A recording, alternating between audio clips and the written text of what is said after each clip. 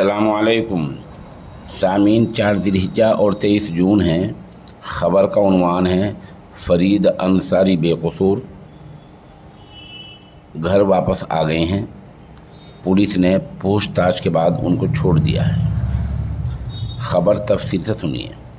मगरबी उत्तर प्रदेश के ज़िला शामली के कस्बा कैराने के रहने वाले फरीद अंसारी को 24 घंटे पहले दिल्ली की क्राइम ब्रांच ने हिरासत में लिया था।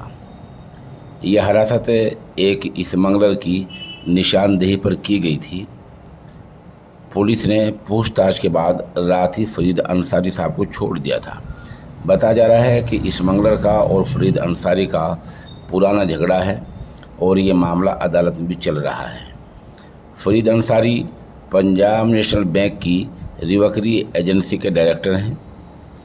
पुरानी दुश्मनी के और तनाज़ुए के चलते करेंसी स्मगलर ने फरीद अंसारी का नाम लिया था।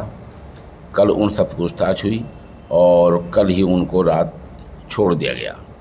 इस मामले में अफसोसनाक पहलू उन मीडिया वालों का है जिन्होंने बिला वजह के बात का बतंगड़ा बनाया है और एक मामूली बात को राय का पहाड़ बनाकर पेश करने की नाकाम कोशिश की।